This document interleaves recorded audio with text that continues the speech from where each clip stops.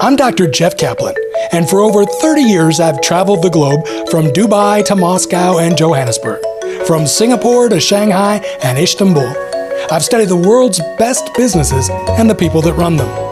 But something is very different now. From the boardroom to the break room, there's a growing realization that our relationship with work is broken. But it's not too late. You still have a choice. Hold on to the past and struggle to survive, or join the willing, change, and thrive in the world of tomorrow that's already arrived. So if you're willing to think different, willing to work different, willing to change at the speed of now, then you're willing to win. Hi, everybody. I'm Jeff Kaplan. And I'm Tara Thomas Getman. Always a pleasure to be with you, Jeff, for our latest edition of Willing to Win. However you're watching us or listening to us, multiple platforms with the world of technology, we are coming to the masses. So it's great to be back with you. It is definitely great to be back, and we've got a lot to share with our audience today. A newsstand had a pivotal impact in your life when you were young. Tell us how that led to sort of inspiring the work that you're doing today, this Willing to Win movement. Yeah, well, that changed a lot, and today's show changes a lot. This is that tipping point where we go from starting to understand the movement and the need for the movement, right? There's absolutely a need. The world of work has to change. Our relationship with our customers, relationship with our careers, relationship with each other, and the way we get things done, all those things have to change. And so we've gone through the first part of that process, and now we're to the part where we start to identify what are the individual things that we need to address, right? What are the big problems? And so we've gotten some great feedback from the Legion, and I want to thank everybody that's submitted their stories, their ideas, their thoughts. So appreciated, and many of you will be showing up on episodes that are coming soon. What I'd like to do is offer what I believe to be one of the big problems that we're facing right now. And it all started for me back when I was just a teenager, and I was very interested in this thing called work, right? And I knew really smart people in super expensive suits and corner offices, went to these big buildings and did tremendous things, but I didn't know anything about the nature of business. So I saved up my money and I went and got this magazine. It was the most expensive magazine, at the newsstand. And in those days, you actually went to a corner newsstand. Right. And if anybody's listening from Los Angeles, I'm talking about the newsstand that is on the corner, or was on the corner, of Van Nuys and Sepulveda Boulevards. It was an amazing, Van Nuys and Boulevard, and Ventura Boulevard in Sherman Oaks, California. So I went to this thing, had my money in, and as a teenager buying a magazine, it wasn't buying that kind of magazine. I went there to get this magazine I heard about called the Harvard Business Review. Okay. And the reason I wanted to get the Harvard Business Review is because I thought that's what smart people read. And I thought between those pages, I would start getting the answers that would allow me to participate in this thing called business. And as I read through it, and it's always been a great magazine, a lot of the concepts they were talking about simply were complicated, or they really didn't make a lot of sense to me. Like, why would we be doing that? That doesn't seem fun. And I asked one of my teachers about this. I said, why isn't it more fun? And the teacher said to me, and I'll never forget this, he said, well, if it was fun, they'd call it play and they wouldn't pay you for it. And that was sort of the mindset about work. And as I started to understand the intricacies of business, I started to realize something that's absolutely a belief of mine, and that is that business is overly complicated, and unnecessarily so. When I got into my doctoral program, the first book they gave us was a book on strategy, which was some 500 pages, and you can attest, Very I'm heavy. holding it right now. This is great for a doorstop, right? If you ever need to keep a door open. But it was incredibly intimidating to somebody who had never thought about strategy and didn't know what strategy was. Sure. We've done research over the last 10 years, and we've simplified this book into a few pages into a concept called the ICE principle, which we'll talk about. But the point is, in future episodes, but the point is, we've made it really complicated. I then took a class on leadership. And that book made the first one look small. That was 1,182 pages to tell us, what is the meaning of leadership. And it started to get me thinking that, I think a lot of people and the whole system seem very insecure. All of business just seems like somebody who's really insecure and doesn't want, everybody wants control, but nobody can control an organization. That's against the nature of an organism, that the individual parts, are controlled by some one element of that system. But I think people want control, and so they make things really complicated to try to force people, to feel intimidated or to not try to challenge them. Absolutely. I mean, think about it, even physically, when physical offices were all there was, the big status symbol was the corner office. But guess what? Today, you can take even a small space and turn that into anything you want. If you've got a virtual office and you're communicating virtually, you can create your own corner office. You don't have to ask for what it would look like and what you could have at your desk. And can you drink a drink at your desk if you're working in a company that has hot spots? You can do all those things.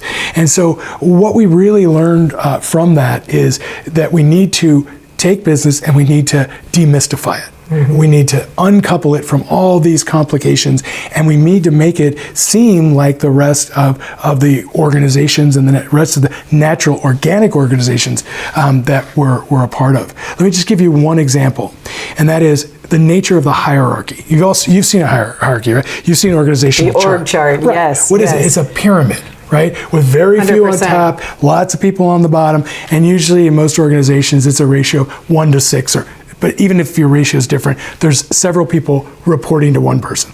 And the idea is, unless something happens to that person, like they get promoted, they leave the organization or are fired, or something else happens, that spot doesn't open up. So it's actually designed to slow you down. Right? And then there's all sorts of propriety around it and culture around it and norms.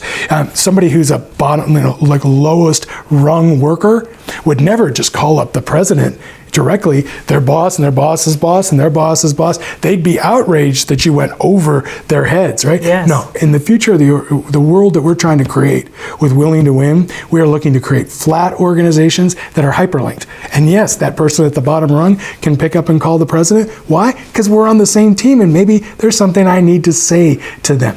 That's the kind of respect that we need to have. So the first problem we've identified is it's overly complex. In what areas, and we're asking the listeners this, in what areas do we think that we can start to demystify and make more simple the process of business?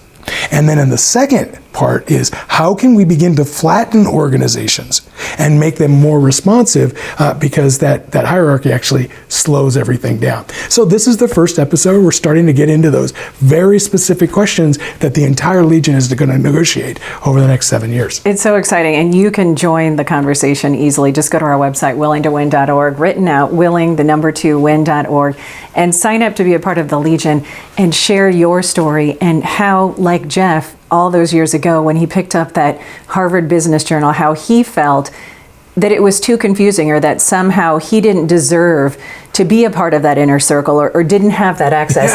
Yeah. In no other industry is that perhaps better personified than the music industry. And we talked about that with Billie Eilish. When you think about how technology and the way things have evolved gave her the access to be able to produce an album in her home, right, that decades ago would have never been possible. Well, think about this, right? I have to go to work for somebody, I have to be there for a certain amount of time, work for them, learn from them, and then maybe at some point they're going to give me a break, and then I'm going to get an agent, and I'm going to, have a publishing deal, and then maybe the record will come out, and maybe it'll be supported. That's very complicated, right? There are examples, not only Billie Eilish, right? And granted, she is super successful beyond what most people could imagine for themselves, but hey, maybe you have that talent, go for it. But there are other examples, and maybe they're not going to show up on the awards show, but they're happening every day. Teenagers that are out there trying to follow that example. They're a great example of the Legion and Willing to Win, breaking those rules, simplifying industries. Absolutely. We caught up with a couple of Canadians, middle schoolers, who are innovative enough to break down those barriers and live out their dream like Jeff has been describing. Let's hear from them now. And as you do, just remember, these are middle schoolers. This is so cool. We caught up with Riley and Novus Delore. Riley is the artist on the new album Radical Acceptance, just released out of Canada, and Novus Delore is her producer. Welcome to you both. Thanks for joining us. Yeah, thank you for having us on. How did this come about, Riley? Tell us about your I guess, passion for music that led to you producing an album without the traditional support of the music industry. You did this on your own. Talk about it. Yeah, we did. It's so crazy. My family was very music oriented, so music has been like a huge part of like my everyday life since I was born. And so that's been like the one thing I've always wanted is like I just want to sing for people and I want to write. And then so when I was in grade 9, I started, writing. And so actually a few of these songs from the album, like I've written them over the past like 4 years. Then I met Will when he joined our musical theater program through our school, and we just clicked, and he offered to produce the album, which was insane to me because I already had like a rough concept but not anything like set. And we wrote it, we recorded it, we did Novus did most of it, honestly. But yeah, it's totally insane, and I'm incredibly lucky to have met him and for him to be willing to work with me. And yeah, no, it's really, it's insane, honestly. I'm so glad that I was able to do it. Well, we're really excited about the way that young people today, with the innovation and creativity that you both possess, can essentially bypass their traditional music industry standards to get your songs to the masses. How does it feel, Novus, to be able to produce this kind of music that ultimately is available through the same music sharing services as people that are on the pop charts today? It's funny because I've always wanted to make music and I always have been making music. And now that I do it, it doesn't feel any different. But it is really cool to like open up my phone and see this thing that I made on the charts, and I didn't have to go through any deal. I didn't have to sign with any label or sign any papers. We just made a thing, and now we get to share it to people, and it's really cool that you can do that now. How long did it take from start to finish to produce Radical Acceptance, your new album, Riley? Well, we started in, I want to say January, but we didn't actually start like hardcore going at it until the release month. Not gonna lie, all of it was written like within the 4 years leading up to the January, and then we started working on bits and pieces, and then when it came to July, we were like, oh my goodness, it's release month and we have nothing. And so we really focused, hunkered down, and it was eventually ready by the release date. Yeah. That's great. Yeah. Novus, what is your advice to other aspiring artists? Why should they take the leap of faith and pursue their passion and their dream on their own and make it happen like you guys did, using technology as your launching pad? Oh, I'm going to look at the camera. So I'm going to talk directly to you. If there's something you want to be doing,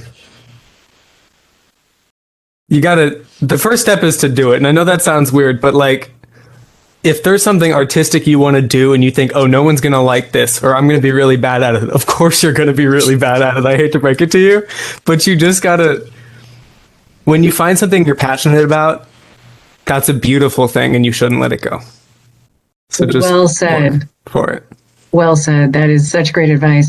Riley, congratulations to you and Novus on the release of your album, Radical Acceptance. You can check them out on Spotify, Amazon Music, and essentially download Riley today and give it a heart.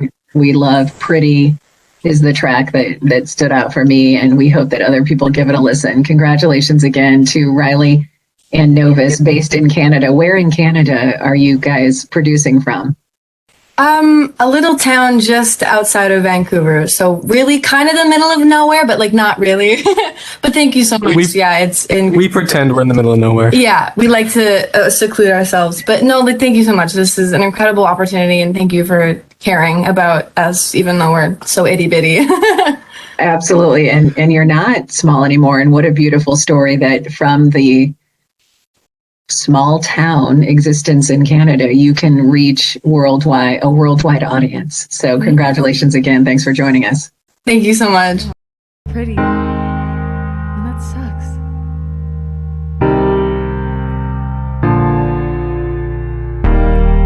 I don't feel very pretty since you've come and gone. People only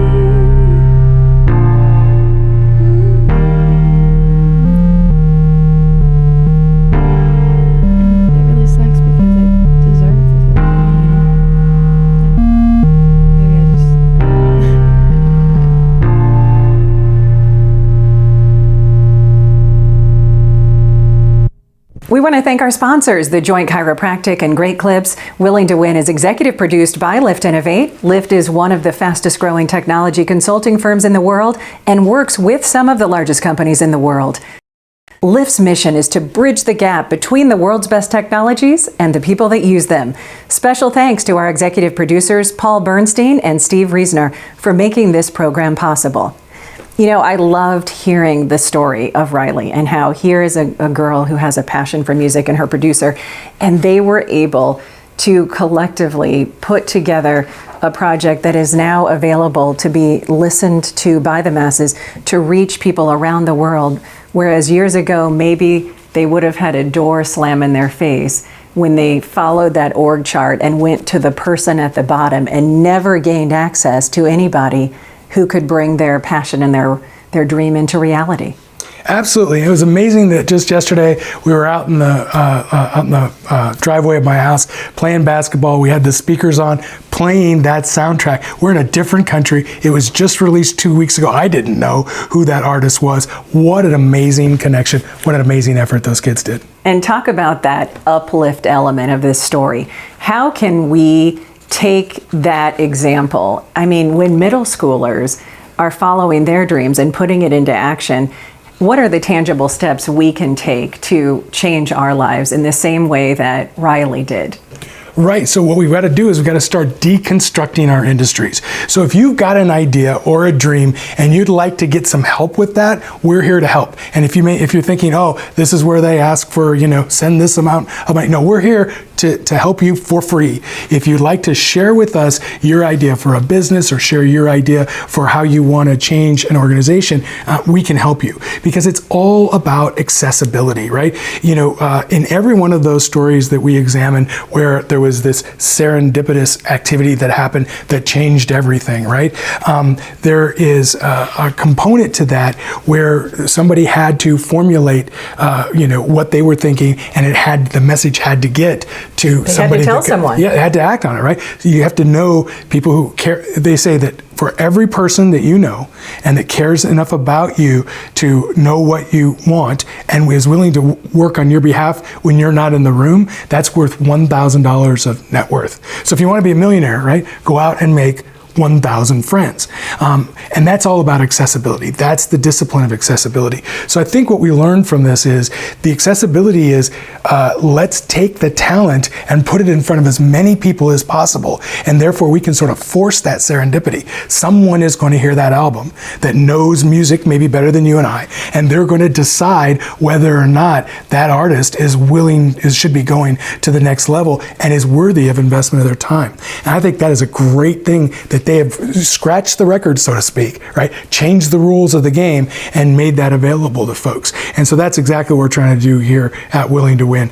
Understand what the goals and the dreams are of the Legion, and then try to help those people execute those dreams by sharing all the contacts that we've developed in the Legion. Legion helps Legion. Yeah, we need you to be a part of the conversation. Join the Willing to Win Legion by going to our website, willingtowin.org. That's willing written out, the number 2 win.org, and tell us what you think. What needs to change about work? How can we break down those barriers and, like Jeff did all those years ago, figure out a way to bypass the corner office? And you can sign up for a chance to win a t-shirt just by giving us your name so we can reach out to you to be a part of our continued conversation. And we can't say goodbye without giving some shout outs to our correspondent and one of our writers and producers, Alyssa Nolte, Emily Hammer, thanks to her for research. Mike Carlo and Deb Neerman are friends at Mud, Floor, and Studio Management that is just superb. Susan Langman handles graphics and still photography. And a lighting shout out to Deb, Mike, and Sheila Kaplan. Also, Miss Kaplan doing makeup and hair, and then our post-production team, the Mud advertising team, and Brendan Haggerty, I'll mention him in particular. Thanks to the entire team for help making Willing to Win happen each week. Let's take another listen to up-and-coming Canadian artist Riley from her album Radical Acceptance. So she's just starting out. Let's give her some subscribers. You can go to Spotify and Amazon Music and search for Radical Acceptance, the new release by up-and-coming middle school Canadian student Riley. I never like to watch show from now.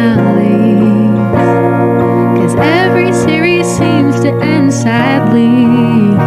I'll rewatch the show like 5,000 times, so nothing comes as a surprise. Oh, 'cause I don't like goodbyes. I've had too many in my life, so I'll give you too many tries and beg you to stay in my life, 'cause I hate goodbye.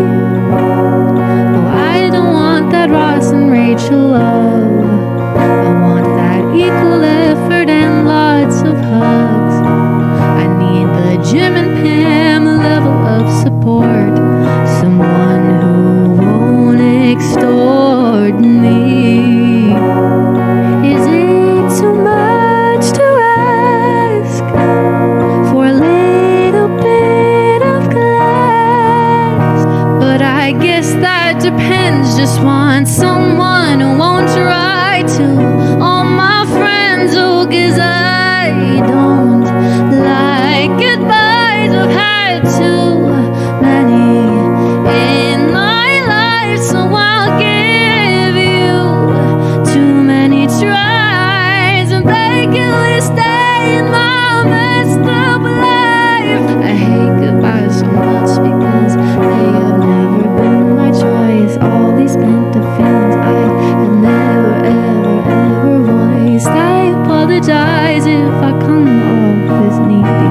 I just need some validation and somebody near me, 'cause I don't like goodbyes. I've had too many in my life, so I'll give you too many tries and beg you to stay